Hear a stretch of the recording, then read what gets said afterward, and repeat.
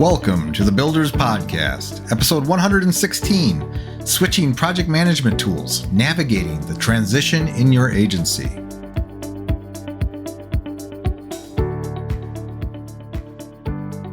Before we jump into this episode, please subscribe to this podcast, hit that notification bell if you're on YouTube, and after a listen, please give us a thumbs up, like, and share, if we've earned it.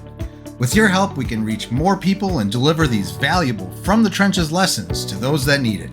Enjoy the episode.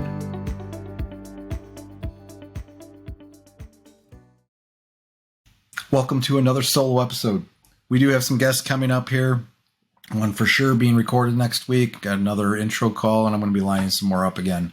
If you're new here, I do that. I'll go through a string of solos, and then I start having guests again. I'll have a string of guests, maybe half a dozen guests, and then go back to a few more solos, kind of back and forth. And sometimes it works out good too, because I get busy with my agency, or things are happening, and I don't have to worry about that so much, because then I can, like weeks when I do the solos like this, I might do a little upfront, trying to decide on what to talk about, like today.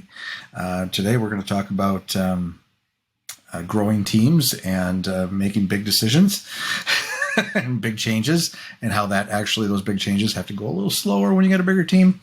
That's what I'm going to be talking about today. So I'll spend a little time up front kind of sketching that out. But besides that, it's relatively straightforward to do a solo. So let's dig into that. So one of the things, this is my fifth year as an agency, running this agency. And in the first couple of years, I was pretty much solo, minus, bringing contractors in on a case-by-case basis for projects. And but for the most part, I was solo, and I was able to be pretty lean in the tools department. That's one of the fun things about a growing team, is every time you add a user, there's going to be, you have to factor in that across all your tools, there's a little bit more cost, because so many of them are user-based and stuff. So, but yeah, in the first couple of years, it was just, I could keep things pretty simple, and I could try things. Like if for a while, I think in the beginning, I might have been using Asana for a while for myself. In fact, I know I was. And I liked Asana from a previous gig, a company I worked for. And in this company, I actually convinced them for a little while to use Asana, and they ended up as a company not liking it. But I still liked it for the way I used it solo.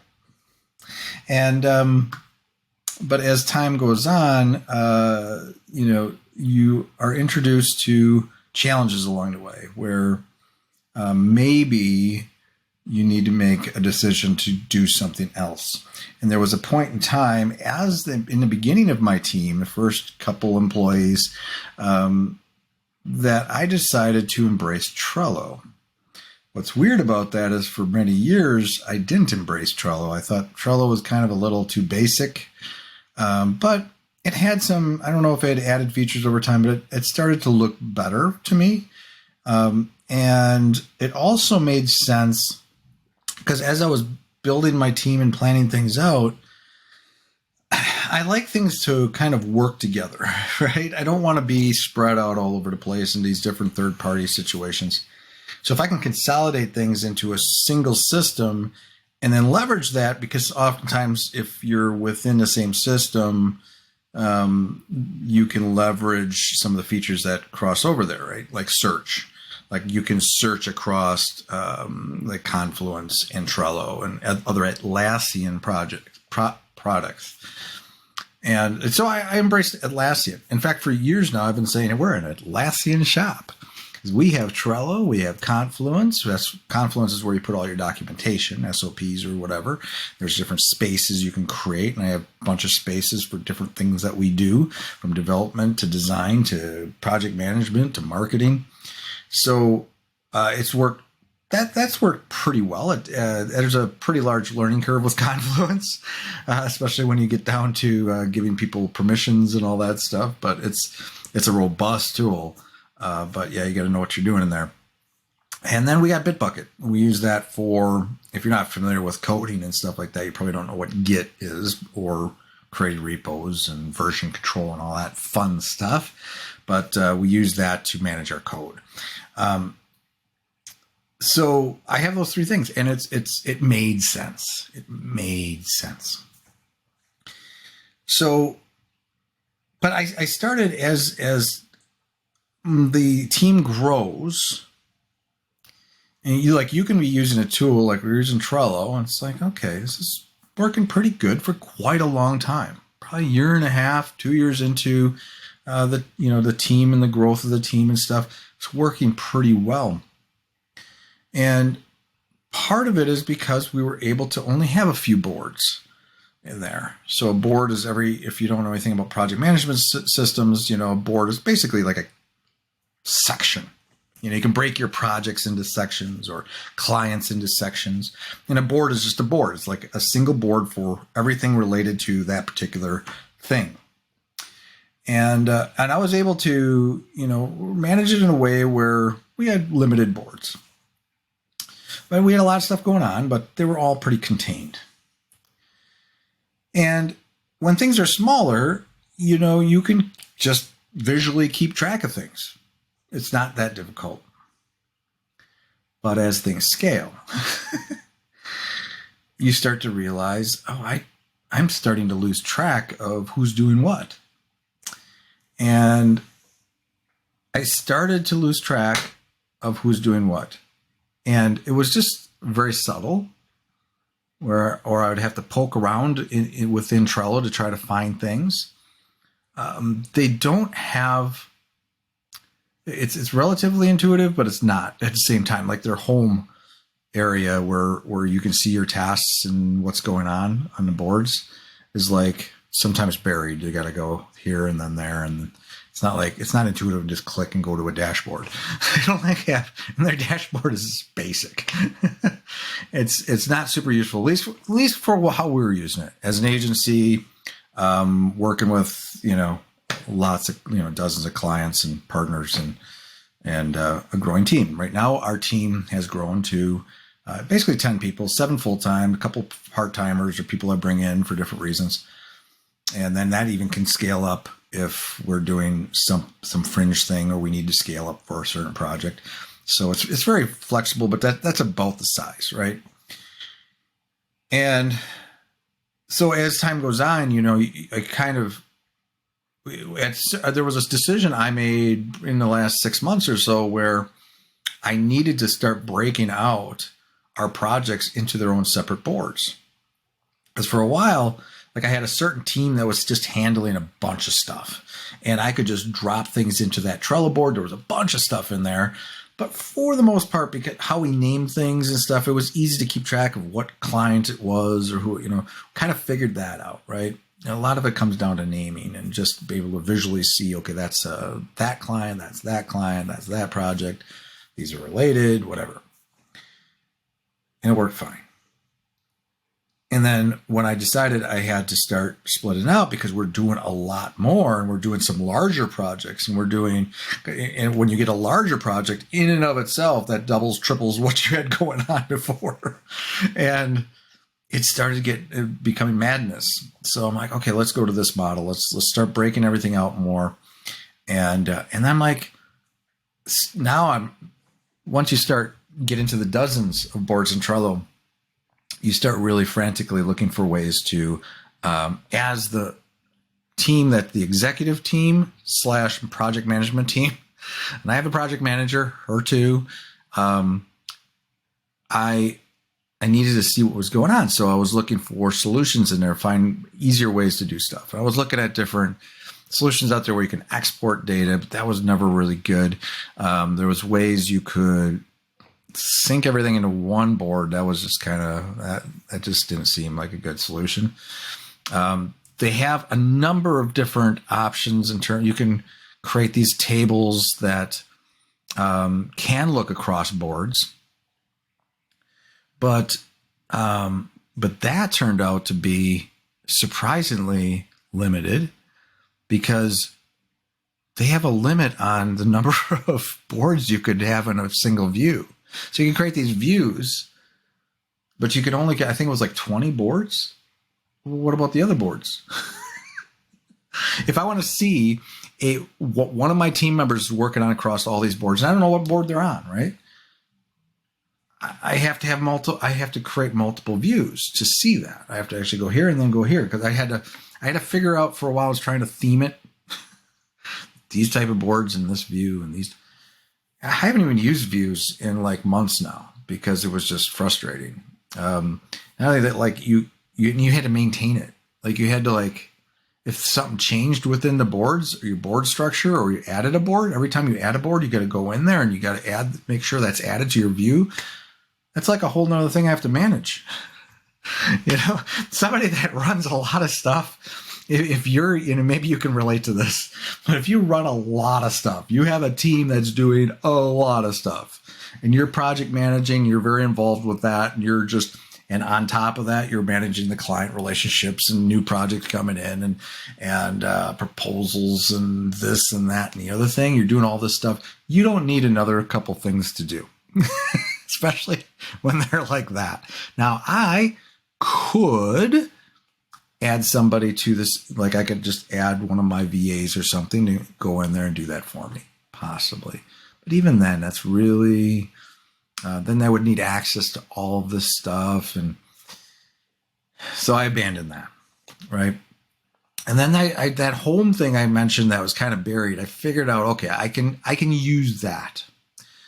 So I was relying on my memory because you can still go directly to the board. So if I knew things were happening, and there's even a bubble if there's some action or something going on a board, so that's a little visual thing you can see. So you can go in there, but don't open anything and not take care of it right that second, because that bubble or that red flag that goes, if something happens in a card, there's like a red, I don't know what you call it, tag or something, that says something happened in that card, right?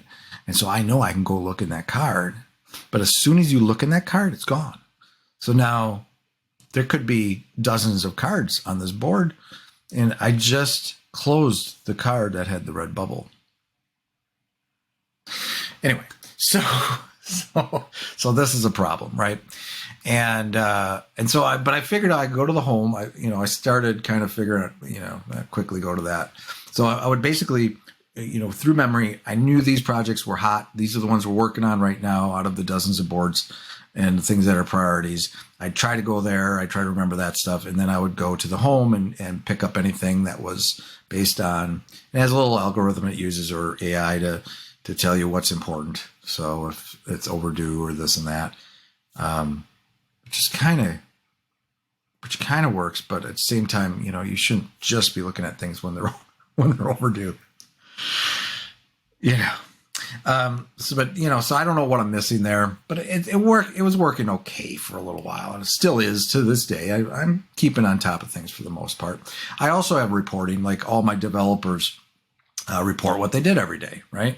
So that is actually one of the biggest things that helps me make sure that, or see what everyone's doing and follow up on things. So I'll look at their list. They link out to the Trello card. So I'd be like, okay, they did these 5 things today. It looks like, let me check in on this one. It looks like they need help with that one. And I can do that, right? That's huge. That's a big help. But that doesn't mean I've seen everything. How do I know I've actually seen everything?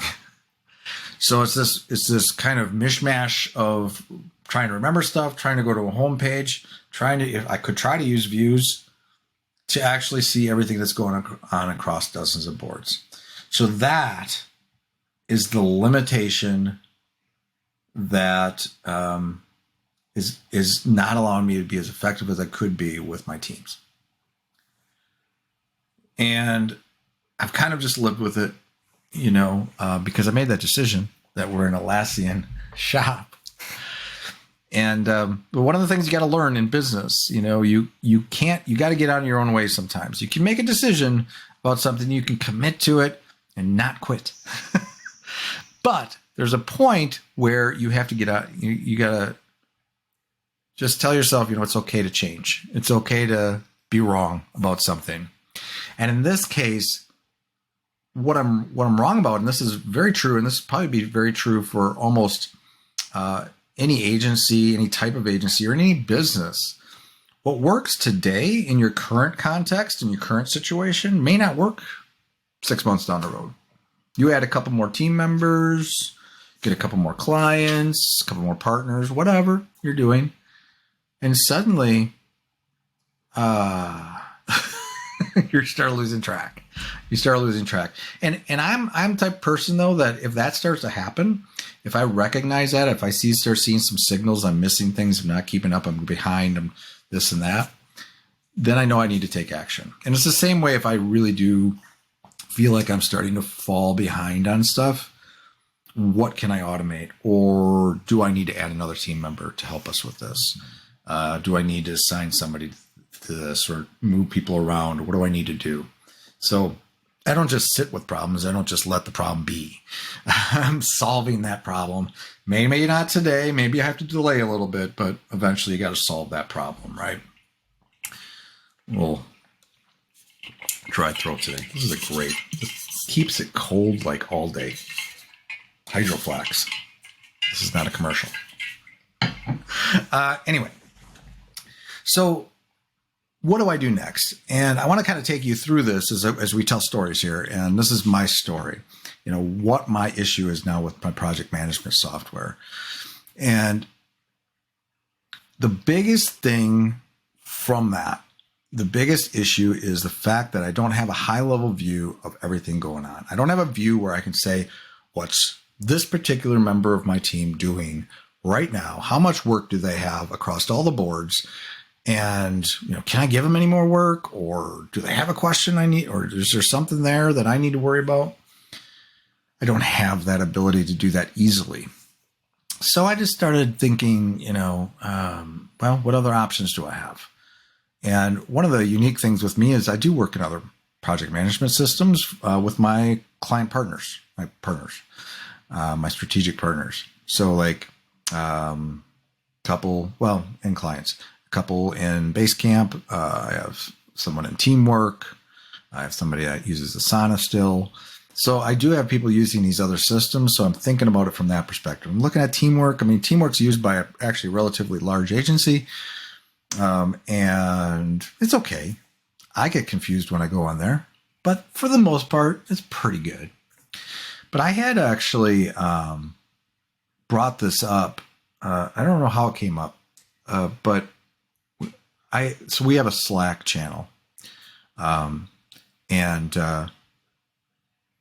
in this Slack channel, it's kind of like it's a company, or it's not a channel, but account. What do you call it in Slack? I'll put it up here if you're watching video. But it's basically, I call it the unified hangout. So in the unified hangout, we have I got my members in there, like my team members, my employees, and some contractors, but then I have friends. I found this on the web. And I don't know why she thought I asked for something. So I have it actually sort of public. So I have some public channels in there for anyone that's a member, and it's a variety of people. Some people that were on my teams in the past, different teams. When I worked at a different company, we stuck together. Some of us do work together or pass work back and forth. There's other people that just help in various ways, or just for whatever reason became a member. Maybe a couple dozen people. And 20, 25. Anyway, so, and I had brought up at some point, and Danielle, who's actually been on this podcast before a couple times, Danielle, she mentioned she was looking at ClickUp. And I don't know why I thought of it, but I said, I just posted in there, I pinged her today, and I just, because she said she was going to try it. And so I'm like, I wonder if she did try it. And so I asked, and she said, yeah, and she loves it. And it had one drawback, something I don't think she could do her invoicing or proposals in there, or something that she didn't like about it. And but she gave good feedback. And then Ryan, who's also been on this podcast, he's in there too. These are my developer friends. Ryan must have been listening into the conversation, decided to sign up today. And he says, this looks great. And Ryan actually was on Asana. And I talked him into going to Trello because I was talking up Trello. And I'm like, well, and then I was explaining this today. And, he's like, well, he's like, thought Trello was better than Asana, maybe simpler. I don't know what he said. And then he's like, but now this might be even better, like he's going to even be, well beyond Asana. But anyway, but this is the reason I say this is because I think this is something that's really, really valuable. As I'm telling my story here, I want you to hear what I'm actually saying and how I'm going through this process of making this decision. First of all, you identify the problem. Well, what's the problem? What's the big thing? What's the issue I have here? And understanding you don't need to necessarily live with that, and you don't always have to live with your past decisions. Right? You can change. But in this case, what I'm doing is I'm reaching out to some friends. And this can come in different forms. It could be maybe you got a good Twitter following that's actually responsive. I'm very much embedded in social media. We've been doing social media for years, and I don't know that I can ask a question and actually get feedback on social media about a tool. Many people can. It just depends on who's following you and stuff. But in my case, it's I go to more of a private situation.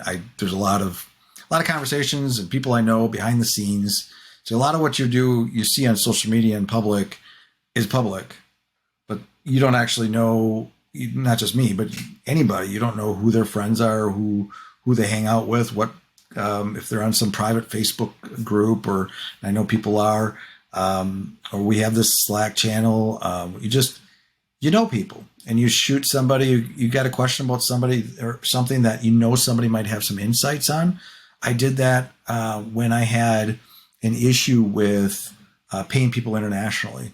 I had a certain method. I was doing it for the longest time, and I started struggling. I had an issue with my bank, and not only technical. Like they weren't allowing me to use this service I wanted to use. Anyway, it's probably in a past episode.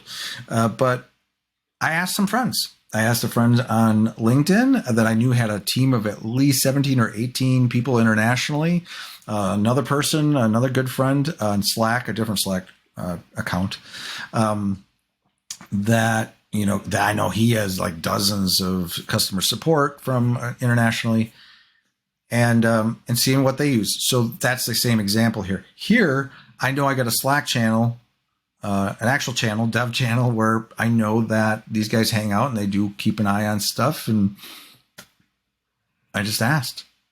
And so you can see now we might have a little bit different situations, but at the same time, you can get that feedback and see. Now, the other thing here is that I'm also going to have to go to my team. And this is one of the biggest things I want to talk about today. Because, when I was saying earlier that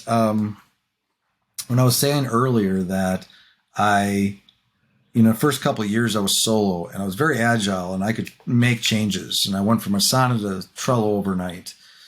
I didn't have anybody really to ask or get feedback from. So it was really easy. But as you grow and as your team grows, you have more people to be concerned about. You got to, bring them along for that decision. That doesn't mean you can't make an executive decision, and I've made a few of those today already about some of our processes because I saw that we were struggling in a few areas, and I'm like, okay, I just said, we're doing this. And hopefully it may fail, but I made that executive decision. But in this case though, so I have 10 team members, right? 7 full-time, couple part-time, and that, those floaters and other people that might come in and help. I got other contractors too, like US, and that could potentially come in, whatever. But the core team that's there every single day, this affects them the most. And so if I decide right now, okay, I'm just going to switch to ClickUp. And tonight I sit down and I just export everything, because actually that's one of the cool things about ClickUp. You can import everything in there.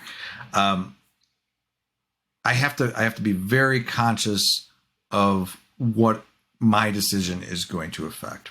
Now, let's talk a little bit about ClickUp first. I should probably do that first. So ClickUp, like I said, Danielle I think she had mentioned it, but it wasn't the first time I'd heard about it. I'd actually talked to other agencies or people that were using it. So I knew it was out there. I've been kind of, it's kind of in the peripheral, but I'm a Trello guy, so I don't need to worry about it till now. So anyway, but one of the things it does is it actually solves that view there's an everything view in there. So I can literally see everything. And by the way, I'm bouncing around a little bit here, but Trello, I did see that there's they have a issues board or whatever, people vote on stuff and issues. And I saw one of the explanations was performance, or I think it was too difficult for their system to generate all that. I don't know. ClickUp's figured it out. So, that was one of the biggest things. And I'm looking at it, I'm like, there's some other things too. I'm like, there's built-in documentation capabilities there. Maybe I could move away from Confluence, have that one tool, have our knowledge base in there. And then there's mind maps. I love mind maps. I actually have a Miro subscription, and it's not cheap. I don't even know if it's not cheap. I don't remember what I pay for it, but it's probably something I don't need to be paying for. Maybe I could just use ClickUp. And it seems like it's very structured, and there's a lot of different ways you can approach a board, from Kanban down to lists, and you can do nesting of sub tasks and stuff. I do need to still sign up for it and still really play around in there a little bit before I would make the decision myself. So that I definitely have to do yet. So I want to get in there, just play around with it a little bit to see how this is going to look. That's important. I want to make sure that everything we do now in Trello, that going to ClickUp is a net positive, right? We're not losing anything in that process. Monetarily, subscription-wise, per user costs, it's going to be about the same. I don't even know what I pay these days. I don't know, $80, $100 a month or something for these tools, and it just is what it is. I can't get around it. Sometimes you can add people just as guests and stuff, but most of my people are multi-board guests. Anyway. So I got to look at that, but now I have a project manager. Who's this going to affect? Now let's think about that, right? The project manager is going to affect a lot. So Donna, who's my project manager, I have to go to her and say, I'm thinking about doing this. Take a look at this solution and let me know your thoughts. But then, even if I assume that she's probably be on board with it, if it helps her job, which it should, and we're not losing anything, and it's easy enough to learn and pick up and everything. Now I have to go back to the rest of my team, because I have to now present it to them and make sure and it's actually good because all of these people can look at it and see if there's any flaws. Most will probably say whatever, most probably will. But there may be, who knows, somebody might pick something up, or it's going to be a struggle. And then if we make the decision, then I have to give it enough time. So you have to manage the actual change in the switch over. Now, like I said, in the past, what I might have done is I might have just flipped the switch and just started using this other solution. I would love to do that. That's how, and part of the reason I like to do that, and maybe this is just my personality, because I just want to get it behind me. I just want to keep going. When I make a decision to do something, I want to make the decision today, so tomorrow I can just keep going. I can benefit from that decision and just keep building, keep working on, focus on the things that are making me money, right? This is actually becoming a thing for us in general. I used to be a lot more agile, even with our own websites and stuff. I would just go in and change stuff. But because now we have actually a QA person, a QA analyst, and so there's a QA process and the project manager, and then the various different developers coming in and working maybe on the same site. That is all requiring us to really hone our processes. And that's a whole nother topic, whole nother decision or situation. But it's the same thing here. So, and what you don't want to do is, number one, there's going to be a learning curve. And it looked to me like they even have like a little school, little learning area there. But there's some good videos. Even some of the intro videos were pretty good and showing things around. Maybe I have hit them go in and just, set up their accounts first, get them in there. Maybe just have like a test board or something for them to play around with a little bit before I just switch them in there, right? So there's going to be a training process. Maybe there's a couple, I might do some training and just highlight some things and how we're going to use this. We want to go through all that. We want to, because we're running a business. See, and this is the difference here. There's no gap. There's no gap. We don't have, okay, well, we have nothing planned Wednesday. We're not working on any projects. We're in a continuous state of working on projects. So and we never know what's coming in. There's always stuff going on. So especially in a week time frame, there's going to be a lot going on. So for me to make this switch, we have to plan it really well. And then like overnight, just turn it on, right? Once we have all figured it out. So you have to plan that transition, and you have to, like I said, involve everybody, get everybody on board, make sure they're trained up, and then pull the switch. And this is not just affecting the team, it's affecting your clients or customers, whatever business you're in. But you don't want to do something like this and then, you had some situation where somebody lost 3-4 hours of work because they're trying to figure out this new system. So you want to make sure that's not happening, or things don't get lost. So you turn on this new system and everything's lost.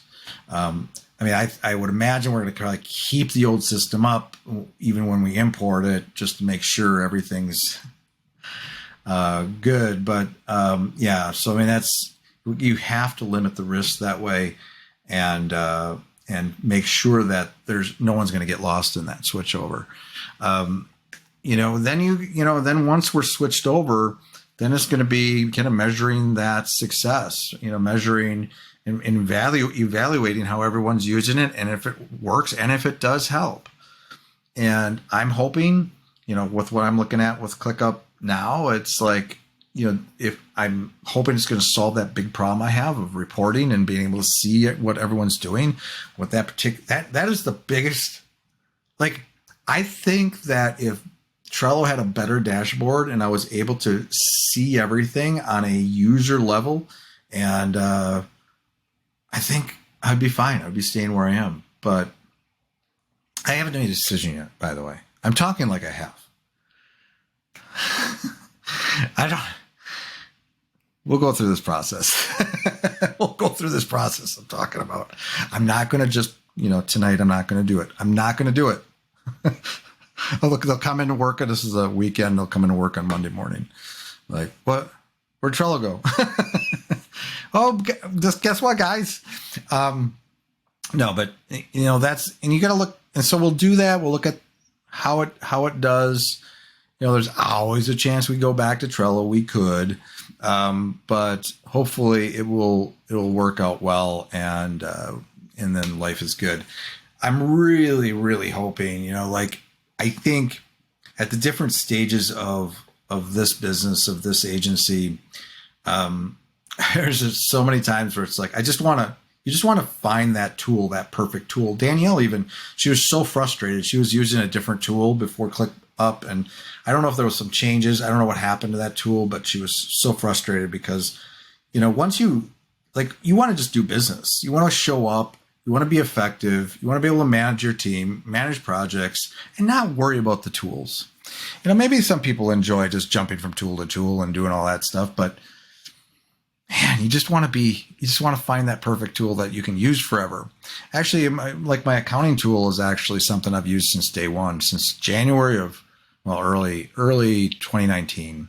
I've been using FreshBooks. That's my accounting tool. That's where I do all my proposals, estimates, invoicing, keep track of all our account, our users, our clients and stuff in there, and everything related to them, projects. That's where we track our hours and all that stuff's in there. That's actually a tool that thankfully I chose early on based on a recommendation from some podcast. But I chose that, and I'm so happy I did. And it does an awesome job with retainers and just all this. I love everything about it. And I just want my project management system to be the same way. But I also understand that as you grow, as you scale up, that's going to happen. That's going to happen. I think that's why you need a solution that's as scalable as possible and as flexible as possible. One of the things I didn't like about Asana was almost too complicated. What I loved about it was so complicated.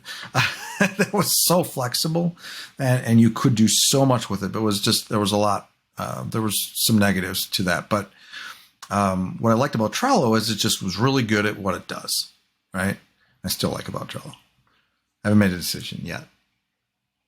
Might. But I'm hoping that, once we get there, and if we can find a good solution like that, that we're good to go for years to come.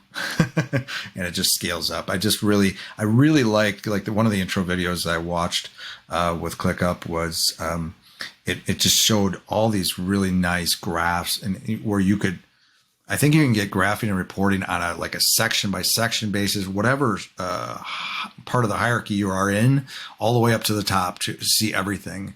And for me, one of the most important things, having a larger team with different roles. I got back-end developers, front-end developers. I have, our in-house marketing team and what they're doing and our initiatives around that and content but all of that stuff that's happening, a designer, I have to know what each one of them is doing.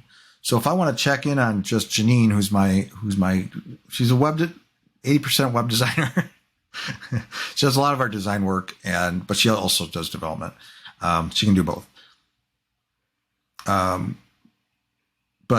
if I want to know right now what Janine's doing across all my boards, I have no idea. No clue. I have an idea where to look. If I really want to do it, I could run some views, some reports, but it's not that easy. It's not just going to a dashboard and doing a little filter and see what Janine's working on. That's not why. Why Trello? I think you need to rebuild your system or something. Anyway. So I thought this would be interesting to share this today. I think, especially with an agency, project management is super important. But that is really my process. It's number one, you got to identify the problem, right? When you see a problem, some problems you can ignore, but you don't want to ignore the bigger ones, and especially when you're looking at, for me, I want to grow my agency. I like the size of my agency now, but I have a hard time not growing. I like to keep going. I don't think I imagined having this big of a team at this point yet, but it is what it is. But no, but I identified this problem that if I don't take care of that now, is that going to, blow up into something even bigger? Is it going to be harder and harder to track all this stuff? I can throw bodies at it. I can hire more people to help me within that, but I'd rather have a tool that just helps me automate a lot of it. And then it's just the research and the evaluation, making sure you study the tool, learn about the tool, and then evaluate the tool. But it's not just you. having your team evaluated as well and look at that and see if you can get any insights from them if there's an issue that they're going to have. And then making sure you plan that transition, making sure you bring everybody in and make sure they all have looked at it and they understand what's coming. Maybe they've played around with a little demo area or something like that and gone through some of the training there.